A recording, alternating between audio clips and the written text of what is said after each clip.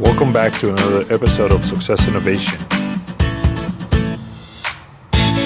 This episode will be going inside the VEX competition at Otay Ranch High School in Chula Vista. Hello, welcome back to the Success Innovation podcast.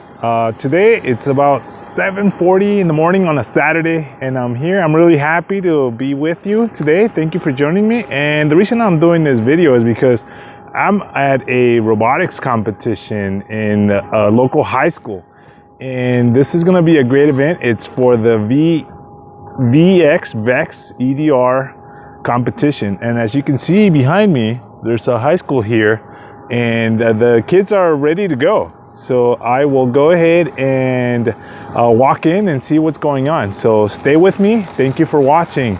Success Innovation will be with you. So this is a shot from the inside of the school, and I'm gonna pan over so you can see what the field looks like. This is the actual field. Here are the parents, and obviously the students will be on this side, and they're getting ready on that table, on those tables over there. So let me see if I can zoom in a little. So there's a couple of students there, and we are in Otay Ranch High. Here's the person that actually coordinates and organizes everything, Mr. Joe Amaro. Right here we're seeing an inspection taking place, and the robots have to be inspected prior to the competition start. Mr. Amaro is making sure with an envelope template that the robots meet the specs for height, width, and length. And this has to be prior to the actual start. I don't know if you've ever been to a competition, but this is a really exciting time. So here we go. This is how the students are getting ready. They're rushing to get everything, last minute details, ready to go. Here is one of the mentors, Mr. Kirk Brado. Like probably what is it? Like be knowable and then beat the victory like in 2 months. There's a group from Hilltop High, and they're just coming in. I think they just checked in, but then they're looking for their table at the moment. We're here with Pedro Lepe, and he's the parent of a middle school student with the VEX team. And well, Pedro, how do you like this event, and why are you supporting your son? Well, I came at an interest for my son in elementary school, and it was around 4th grade. He wanted to be in robotics. They had a program in the elementary school he attended. Unfortunately, the group didn't have space, and they promised him to be the next year, and the next year came, and it didn't come, and he was disappointed. Okay. So he knew there was robotics in middle school, so I said, well, if you're willing to do the work, I'm there to support you. Okay. So he's always been fascinated with Legos and construction and engineering. So me, myself personally, I'm an engineer. Yeah. I grew up loving what I do today, yeah. But unfortunately I didn't have the support he has today. So I'm trying to give him that support, and hopefully he does better than I do and really reaches full potential. So it's a Saturday morning, and it's about 8 a.m. Yes. Why are you here on a Saturday morning supporting your son? And why do you feel that robotics is important? It's important because he has a passion for robotics. I still remember one of the days about 3 years ago. He says, "Dad, I want to take something apart." And I brought him a helicopter, an old model, actually working helicopter. It didn't work, but it says, "Here, son, you can take it apart." And he took that helicopter with him, and he took it apart. And he always asked questions. "Hey, what does this do? What does that do?" So he was intrigued. So I wanted to be able to support with that. And for him, if he sees that the parents or myself or his mom are showing that support, he really puts his full effort and goes above and beyond that. So I'm here to support as much as I can. And for me, the satisfaction is seeing him just being there and actually participating and really engaged in what he loves to do. So you mentioned that you like seeing him engaged. Over the last, say, 2 years that he's been in the team, how have you seen him grow mentally, and also any habits that have come out of it? So I know initially, since it was his first year, he was a little hesitant because he's a little shy. But until he gets comfortable and really kind of adapts to the environment, meaning the social environment that goes around that, I think once he gets comfortable, he starts putting in more his opinions, and he starts actually getting involved more. And that's what I've seen over last year to this year. Now he's in the committee, which is great. I didn't have to push anything. This is up to you. I'll support you. That's where my support comes in. It says if you need me to take you on Saturday morning, I'll be there Saturday morning. So for the individuals that are watching us, if they're parents, what would you recommend for them to do with their children if they are looking to start in robotics? In robotics, don't one of the things I would recommend is if your kid is really interested in robotics, and especially if you can get them started as early as possible in elementary, and you can't get to a team, look for another school that will accept your kid into their program, because it's very vital that the earlier they start, the better. Unfortunately, I missed that opportunity with him. I'm glad he is where he is right now. He's stepped up. But if he would have done, I always ask, if he would have started earlier, how far ahead would he be today? Okay. But I would recommend that. Go and look for that school if you really want to give your son or daughter that support. Well, thank you so much for talking to me today. Good luck with your team, and we'll be seeing you soon. Right, pleasure. So, okay, we're here with Angel Martinez, and he's the mentor for Hilltop High, Evo Robots. And Angel, thank you for joining me here today. So, how long you been a mentor for? Let's see, so I think this is now my third year. The first year I kind of just helped out as like a side mentor. Now I've taken over for VEX, and I even started my first FRC team last year. Okay, so how do you like being a mentor? You know what? I love it. Yeah? It's totally worth it at the end, because, having these kids fall for something that I fell for, like as soon as I started touching the robots when I was in high school, immediately fell in love with it. Seeing that same response in these kids, it's priceless. Yeah, it's priceless, definitely. Okay. Oh, man. So, what attracted you to being a mentor? That it's across the street from my house. Okay. But honestly, it's just that extra help. When I was in high school, we only had like one mentor. After a while, our head coach got fired, so it was only one. Okay. So it always helps out to have more people helping out, as much as possible. But honestly, I don't know. It's just to be closer to the whole environment again. So, what benefit do you see other than you giving back to the kids as part of your time? What benefit do you see them getting involved in robotics?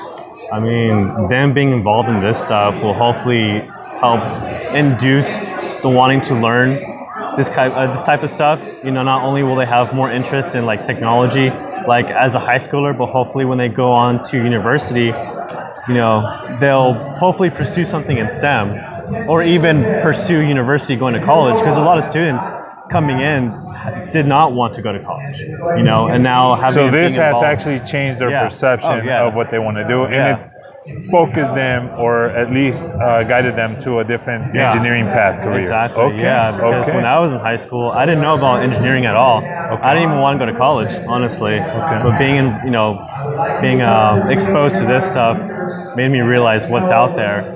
And this would definitely, of course, induce them to use the skills of using their hands too. So a lot of kids realize that. But the nice thing is that it doesn't just have to be engineering, right? It could involve media, right? It could be website building or taking photography, writing grants. So it's a very broad spectrum of stuff that they can pursue if they don't like the robotics aspect. And that's what I love about these programs, is that it's not just about the robot. Okay. Yeah. Let's say, can you share with us and the audience about how much time do you spend out of your day working, or out of the week working in robotics? Let's see, so... Because I know you're very involved. Right. So typically, if you're working full time, you have those 40 hours. Right. And you typically have maybe around 40 hours of free time. So pretty much those extra 40 hours are plus devoted to half of my sleep goes towards this. So Because every time I contact you, you're either doing something with robotics or something at the school. Yeah, pretty much. It requires a lot of time, but that's what I tell these students is what the time you put in is what you get out. And I really want to bring back up. So can you say that again? The time you put in is the time you get out. Yeah, exactly. The time Can you put explain in. it? Can you So explain essentially, that the more time and effort that you put into, building your robot, of course, it's going to get better because, with time, you're going to be able to test more. You're going to be able to prototype more, and therefore you'll get the results, or you'll get closer to the results that you want. If you only go in after school for maybe 2 hours, yeah, sure, that helps. But if you're able to come in the weekends, or even take the robot home, or even at home you're able to look at videos of people working on their robots, any tips, all that information helps. So people would you say that some of your team members have actually gained more discipline by being in the team and have built better habits by being part of the team? Oh, definitely. Yes. But what also helps is that being in this competition environment, they get to see what all these other students have, right? So, being in an environment, being with, these thoughts and with their peers having pretty much the same thoughts, they have like like-minded individuals. Exactly. Yes. But then once they come out here, they see different perspectives, different, outcomes or different ways to do something, achieve it. Yes. Yeah, so that really helps, especially in this environment. Right. And because it's, pretty fast paced, right? It kind of gets their blood boiling, so all that excitement, all those endorphins run, so it's able to get their mindset, ready for not only thinking of new ideas, but new approaches too, Can you share with us any particular time frame in your mind that pops up that you said, oh, this is so worth it, or this kid has actually improved so much and I'm really proud of him or her? Can you share that with us? Yeah, so even yesterday, right? They all knew that we had a competition today. Yeah. Probably the beginning of the day yesterday, I went into the office or into the workshop thinking, you know what, these robots are not ready. Okay. We might not compete today. Okay. Right? Come 6 o'clock p.m. yesterday, I see the robots and I see their attitudes. I'm like, okay, they're all putting in the effort. We're getting there. Comes 12 o'clock at night. So you stayed till 12? We're there till 12:30. Oh, wow. Yes. Okay. And they're all putting in the effort, and yeah, I saw that spark in their eyes, where they want to get it working. Okay. And most of them did, and I had them come in this morning saying, hey guys, I know what it's the middle time school. did you have them come in? At 8 o'clock. Even though they know that this is the middle school time, right, and they don't start competing till noon, they didn't hesitate to come at this time, early, because they get to work on the robots. And not only that, so you're actually building dependability on them. Yeah, and exactly. discipline to show up when they actually say. Yeah, and I told them all right, we're also going to help out any middle schooler teams that need the help. And there's no opposition. So that collaboration to and cooperation, essentially, you're building in them. Okay. Yeah. Is there anything you want to share with the audience? Let's say a young individual wants to start getting involved in robotics, but they don't really know where to begin. What would you say to them? And what expectations should they go in with? Let's see. In what aspect of looking for that program in the school? Yes. I would say maybe talk to any math-related teacher or science-related teacher. Say if the program is in your school. If not, honestly, I recommend maybe starting a program there. Especially if you're middle school or high school, I'm pretty sure there's a teacher or faculty that can at least give you the space and maybe the tools necessary to start a club of your own. And especially if you do that, it shows leadership, and that looks really great on your resume. So when you start writing your college application, you can write, hey, I started a robotics team. That's very impressive because you took the initiative not only to change your own life, but to change the lives of numerous kids, not only from your year, but for the many years to come. Okay. And it's totally worth it. This program is amazing. Using your hands, you may not know that you have the skills to even use your hands or work with any of this stuff. But once you start getting into it, it's going to induce that love for it. This also is a love-hate, because, that's how engineering is. You spend 10 hours on one prototype, get it working, but there's this one slight little thing you didn't account for, and you got to do a second prototype. But hey, that's the nature of this, and that's why we're out here doing this, so that way later you start going to college and hopefully get that engineering degree or whatever degree, that BS or BA degree, and you'll be out there working, making money in no time. So just for the audience, the BS means for Bachelor of Science, and BA means Bachelor of Arts. Yeah, Okay. Exactly. Well, is there anything else you want to add to our conversation here? Let's see, maybe one personal thing. Yes. Like we said before, the time you put in is what you put out, but also don't rush anything. Be patient with yourself, because all this is new stuff. This is really complicated stuff. And you gotta always give yourself credit that you're at least putting in the effort, because maybe a lot of your friends are at home, sleeping, watching TV, on Netflix, right? But you're there trying your best to make an effort to make a robot. Most people can't comprehend the idea of a robot, but you do. You might be struggling in making it, or even the coding. I know that's very difficult, but once you get it, it's so worthwhile and it's very valuable. So just be patient with yourself. You'll eventually get there, and don't forget to ask for help. Don't be afraid at all, because people are there willing to help you. You just have to find them and ask them. That's all it takes. Thank you, Angel. Thank you for your time, and we'll be seeing you out in the field. Sounds good. Cool. This is the start of the tournament, and here we are seeing the instructions, rules, and regulations being presented by Joe Amaro. So again, I want to thank all the people that are here, the parents and adults, to help make this happen. Today is going to be a first for all of us. Brand new challenge, brand new game. The referees, the rules of the game, and the challenges being explained by Joe Amaro in this couple of seconds here. We are seeing how the field is set up, what the actual screens look like, to go ahead and see how your match placement is coming along. She has been doing this forever. She's an amazing ref. We have two other refs that are here somewhere. Daniel Enright and Mackenzie Murphy. All involved in VEX, very, very knowledgeable, and do an amazing job for us. And also do an amazing job. Here with Mr. Leo Ulloa from the Sweetwater Unified School District.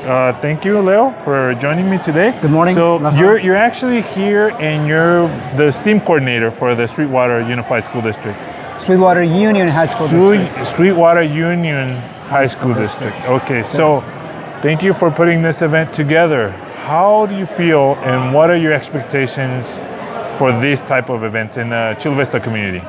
So this is the first event out of 5 different events that we're going to have in our district for all the middle schools and all the high schools. Today is day 1. So Sweetwater Union High School District, we do something that no other district in San Diego, or probably even in the state, does. Okay. So we host VEX robotics events where teams from our district can participate. So usually when a school starts robotics, and there's different platforms for robotics. We have FIRST, we have Ball, we have VEX, we have BEST. There's so many different things out there, but we have found that VEX has done a good service for our purposes and for our students.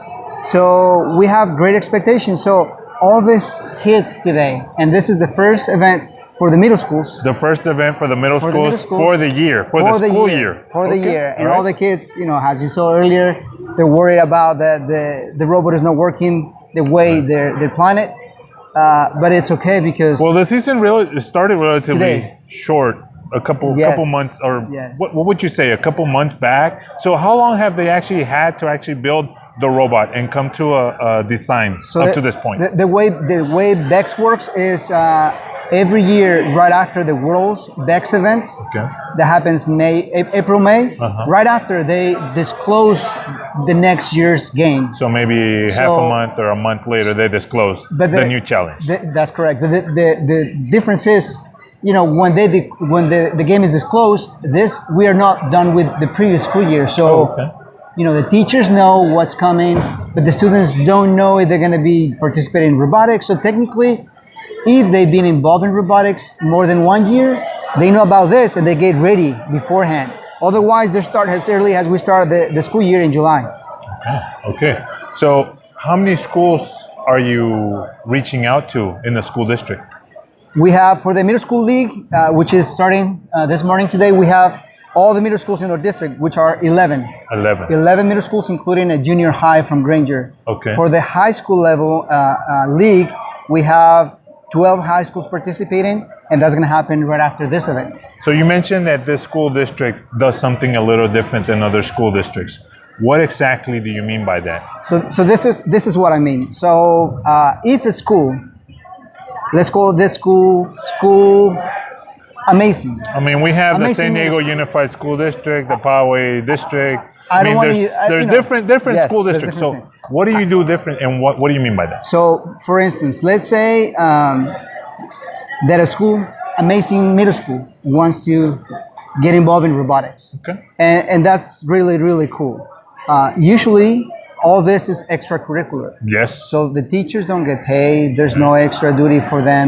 So most of our teachers are either math, science, special education. So there's no formula for a teacher. So essentially, other teams just have volunteers. Volunteers, that's correct. Okay. So what we do differently in Sweetwater is, for the past about 8 to 9 years, the district has allocated a stipend for any teacher in the district to jump on this extracurricular activity and create robotics teams. So if you're a teacher in one of our schools, let's say that one of the schools that does not participate in robotics, but in reality all of them are participating, you get a little stipend to support all the work that you do with the students. effort, right. Because this is extracurricular. Right. So that's one big difference that we do. The second big difference is, as a district, we're able to, because of our size, we're able to host a league event. A league event is composed of 5 different events. Okay. Ranking events and a championship. Okay. If we were to be a district with maybe 2 or 3 middle schools, or let's say a charter school, Yeah. you know, we couldn't just host this. We'll just do maybe a tournament. And a tournament is the investment of these kids playing one day, and hopefully throughout that day, maybe playing 5 or 6 times. Okay. Now, we, the league, every single team that participates, because of all the different events that we have, not including tournaments, at least 25 times, all these kids are going to play with the robot. And to top it off, the coolest things of what's happened with this experience is we all learn from mistakes, Okay. right? Yes. So today, If you're not making mistakes, you're not learning. And Exactly. today, I hopefully you will see as you go around, there's going to be tears. Yeah. There's going to be disappointment. Okay. There's going to be, like kids blaming on each other, like we haven't done enough, or I'm doing more than you're doing. Right. But that's, again, part of the learning process. The difference is, this is the first event of 25 different events. Okay. And at each event, they're going to play more than 5 times, 7 times each time. So they're learning and they're improving the design as they So go every along. time they're playing, they're learning, and it's moving up. So think of it, when we were in school, Yes. what if you had the opportunity to work on your homework assignment as long as it was necessary to make it better? That would be great. That would be great, Yes, right? that would Our be grades great. would be great. Yes. Yeah. I Exactly. know my grades yes, weren't that great. Yeah. Right. Exactly. So, yes. so this is something that distinguishes us because of our size and the investment that we've done in robotics in the district. Okay. So we hope that these kids, by participating in this extracurricular STEAM activity, they get that, and that experience gets translated into their daily academic performance. Okay. Because still they have to take science, Right. math, English, all the requirements in the schools. But the learning that happens here can be translated into what happens inside the classroom. So I see you're very excited and passionate about this. What got you into it? How did you start? Well, thank you for asking. I think you know this. I'm an electrical engineer, Yes. and I started. And the reason Teaching. I'm asking is because our audience is I'm- interested in knowing. So yes, it's funny how the world goes around. Right. So I'm an electrical engineer. I was, and I still think I am a designer, electrical design engineer. So I worked for Panasonic for 5 years, but then I was recruited to teach math and science bilingual. Okay. At the time, I was single. I didn't have, Someone said, "Leo, you have the spark. And I said, I'm an electrical engineer. That's why I have this park. Right. So I started. No pun intended. Yes. So I started teaching math and science, bilingual math and science in Sweetwater around 2000, 2001. Okay. I worked about a year and a half, and I decided, I thought, okay, I'm done with community service. I need to be back at engineering. I think I contributed. Enough. Time is up. Yeah. But then I got connected to robotics. Okay. So as a teacher, I saw that the students were disconnected in the classroom and always asking, why are we doing this? Mm-hmm. And it was always complicated to explain when things were going to happen and why. I was involved as a teacher in different robotics platforms, including FIRST and Botball. But I saw... And at that time, there was no Sweetwater league. There was no league. There was nothing. Little separate island groups. Yes. And every high school or every school had their own team that they were doing. developed. Everyone was doing different things across the district, Yes. and it was not. This. It was not essentially unified. And we're union, Sweetwater Union. Right. Yeah. But there was not a unified force to get us all together. Exactly. So what kept me in education, public education. Then you became an admin in the district. Later down the road, I joined what is known in education as the dark side. The dark side. Okay. I became a public education administrator. Okay. And again, the same driving force was that because which allowed you more administrative power to actually influence the decisions and the programs that have been established so far, exactly, right? Exactly. So you had more of a hand in making that happen. But just so you know, Lázaro, this is not just me. It's a group of people that we've been involved in robotics. Yes. And just to mention one name, if we could blame someone for all the success and all the sizable number of teams and students that get involved this year, if we can name one person, I could name Sandy Hodge. Okay. So Sandy Hodge, and I don't know if you know Sandy. Yes, she has been an unbeatable force of support and always positive and encouragement to get this going. Okay. Because she saw it as an educator and as a parent. I saw it as a professional engineer and as a teacher. Right. And all these years, robotics has kept me in the public education So system. it's kept you motivated and passionate about coming back and helping. Yes. Okay. Yeah. So we're here, 2019. Where do you see the program next year and then a couple years down the road? This is uncharted territory, right? Of course, yes. And that's why I'm asking. Robotics in the schools, Yes. or robotics education, it's been out there for probably 15, 20 years. Yes. But now we see more activity with tournaments, with leagues, with some classes in the career. It's becoming more mainstream. It's becoming cooler to be part of a robotics team. It's always Whereas been, in the past, yes, you were the secluded little exactly. So you were not one of the elite athlete champions. Let's put it that way. Okay. Because now when you're in a robotics team, you can shine and you can proudly say, I'm part of the robotics and it's team. cool. It's yes, cool it's to cool. be part of robotics. Yes, But this is what we see, okay? We don't see how, but we see what's coming. Okay. Robotics is not just robotics anymore. No, of course. We can call all this ROVs. Okay. Remotely operated vehicles. Yes. So these are land ROVs. Yes. Then we have air ROVs, Yes. drones. The drones. And then we have underwater ROVs. Yes.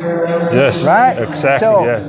we hope to see this blow up in those three directions. Okay. Drones, underwater, and keep doing what we're doing. Right. Land-wise. Right. So that's what we see. But something that everyone's asking is about machine learning and artificial intelligence, and how that is going to translate to what we do. Right. For us in education, that's going to take more years, but definitely we want to get these kids exposed to those three levels of robotics: ROVs, air, land, and water. Okay. Well, thank you so much. Thank you for all the information. Thank you for putting this together and for helping the league in the Sweetwater Unified School District? Union School District. Okay. So thank you so much. My pleasure. All right. And good luck with the event. Thank you. Welcome. We have Sofia Pantoja here. She's junior? Sophomore. Sophomore at Otay Ranch High School in Chula Vista. And thank you, Sophia, for joining me here. We're here once again at the VEX competition. How long have you been in robotics? I've been in robotics for 4 years. I started when I was a 7th grader, and I continued through 8th, 9th, and now 10th grade. So you're a young lady, and how did you get involved in robotics? I heard about it in my middle school, and it was pretty advertised, and we saw like this video, and I just saw robots, and I already loved building, so I decided why not try out, and I ended up making it, and I just stuck with it, and I've always had more fun every single year. Let's go back to your elementary school years. Right. You're a 6th grader. You had any notion about robots at that time? I've heard of robots, I've seen robots, and I started doing like VEX kits that I could do at home. And this is on your own time? Yeah, on my own time. It was no team, no formal team, instruction, yeah. no actual competition experience? It was just me, Okay. yeah. What attracted you to it? I don't know, I always loved the way you could build something to do something even better, and I always loved like the idea of creating things, and I know like how important that is, especially in like today, like how we have so many different robots that can do so many different activities, and I know I wanted to do something similar, so I decided to take the first step. Okay, so you've been involved in robotics for a couple of years now. From your beginning up to now, have you seen yourself grow?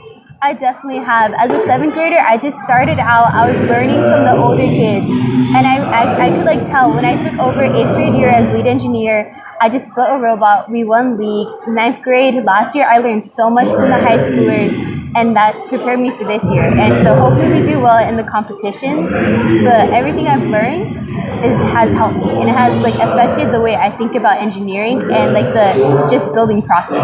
So you were telling me a couple minutes ago that you wanted to be an engineer. Yeah. Okay, what type of engineering are you pursuing? I want to be an aerospace engineer. Okay, all right. Why are you setting your goal on that particular career? Well, one, I've always loved space. I always loved rockets. Okay. And I always loved engineering, robots. So I'm just combining the two things I love like the most. And I think that's be like my dream job. What's the biggest obstacle you've encountered so far? I think it's just the point of how difficult it is to become an engineer. To become an engineer, especially for an aerospace engineer, you do have to work really hard. Yes. You have to get into a good college, and I know I had to be well-rounded. I had to have robotics, the grades. I had to have different activities that just show me as a person and that express my passion for engineering. So I know that's what's at the end of the day is going to get it for me. And I'm going to dig here a little more. As a young lady, how do you see and what obstacles have you encountered in not just robotics and just in general? And not just robotics, I've seen in the higher classes there's less girls. Okay. I know that I'm still in like introducing the higher classes as I'm a sophomore, but I can see like the decline in the girls, especially in STEM and even in robotics. I know that there has been less girls in the teams. Like for example, I'm the only girl in my robotics team, and I have about 6 other boys in my other team. So how does that? So that's obviously a challenge from your point of view, and also I can see that as a challenge. How are you coping with it, and what are you doing, and what's your mind frame or mindset? My mindset is that boys are different from girls, but I do know I had to connect to them in their way, and I had to be able to communicate well with them. And I am lucky that robotics is full of really nice and really smart boys, so I know that they do respect me, and if I say something, they do listen to me. So I'm really lucky for that, and I know that if they say something, I have to listen to them, and I will. Okay, all right. So if you don't mind sharing with the audience, for any young ladies that are thinking about joining robotics, but they're afraid of exactly that same thing, that there's not a lot of women in the field of engineering or STEM in that matter, what would you share with them? I would share just do it. Like if it's your passion, if it's your dream, if you're interested in it, do it, because it's amazing. I've had the time of my life in robotics. I've spent a lot of hours working on a robot, but it's always been like my fondest memories. I'm just a sophomore, but I know when I look back on my high school career, a big part of it is going to be robotics, and I know I'm going to love that building. And if you think that, oh, there's a lot of boys, I can't do it, just do it. Like you can do as much as any other boy can do, and I know you will make a lot of friends. Even if they're boys, you meet other girls who are just like you, and that's like the best friendships you can make. Great. So I want to ask you a question. Do you have a personal morning routine that you follow? Well, I wake up, I turn off my alarm, I get ready, but I also do try and go over my plans for today. Okay. Because how I do have a really busy schedule, I've had to do like a lot of stuff during Do you lunch. have a personal calendar? I'm assuming actually, you use your. yeah. Do you use your phone as your personal calendar, or do you have a physical calendar that you write on? I actually do have a physical calendar. I have a passion planner, and I write down all the things I have to do that week. And then every single day, I try and plan out what I need to do, and still like not be running around after school all lunch long, and one day trying to get all of it done, but instead trying to spread it around during the week. So I do have time to do the things I love, like talking with my friends, hanging out with them, but also. So you actually schedule time to do Yeah. that. Okay. I Do you ever find that you deviate from that plan? I sometimes do have to, especially with the friends part, because like, for example, I'm treasurer for multiple clubs, and I'm an officer for other clubs as well. So I do have responsibilities. So I do have to sometimes not be able to talk to them as much as I would like. But I truly do like to interact with them and like to be with them because they are my friends. So I do try to schedule times I can just be with them and just like, be with them if they need me. Okay, so if you don't mind sharing with the audience, what is your goal target school, university? Okay, I actually have 3 goals. Okay. So my dream school is USC. USC. Okay. USC, yeah. USC. Yeah. Okay. University of Southern Trojans. California. Right. Trojans. Right. Yeah. Right on. Yeah. Okay, there you go. Okay. And my That's second, your first choice. That's my first choice. Yeah. I Uh-huh. have 3 schools. My second one is MIT, which I Okay. know it's gonna be so hard to get into, but just the idea. Why is MIT not your first choice? When I first started, my sister's 3 years older than me, and she's already in college. But when we were visiting schools, I saw them and I loved them. But the first one that actually got my attention and like I got that feeling I want to go here more than anything was USC. The So they campus, made you feel the welcome. vibe. Yes. Like, Really? Yeah. Okay. Like the interactions with the people, they all treat each other as a family, and like. It felt so good to be there that like, and actually my sister goes there, and whenever I go visit her, I know I want to be at that school more than anything. Okay. And MIT is just an amazing engineering program, and I haven't gotten a chance to visit it, but I've heard the reputation, I've researched it, and it seems amazing just for me. So it's always been kind of competition between the two, but I think especially with that feeling I got from USC, it is my first choice. So we got USC, and then we got MIT. MIT. What else do we My got? third one is UCLA. UCLA. Yeah, Okay. UCLA. I got almost the exact same feeling, and I felt so welcomed, and I loved it. So that is my third choice. Okay, thank you for sharing that with us, and thank you for being here with Success Innovation, and obviously with the tournament here with the Otay Ranch. So thank you. Good luck with your team, Thank and you. thank you for talking to me. Awesome. Thank you. So with this, thank you so much for joining Success Innovation. I hope you've enjoyed this video. In this event today at the Otay Ranch High School, it's a VEX EDR competition. It's a robotics competition. And I hope you've learned something and you've actually seen students in action. And this is what I'm trying to achieve and showcase the audience here. And for those faithful listeners and subscribers, I commend you. Thank you so much. And once again, the fee for watching this video, if you don't mind, share the video per episode that you find valuable, to go ahead and share it with a friend or a colleague, somebody that you think will get something beneficial out of it. I commend all the children here, all the parents, the students, for having taken a Saturday out of their day, busy schedules, to come and participate in such events like this. Once again, Lázaro Herrera from Success Innovation. Thank you for joining me. I'll see you next time.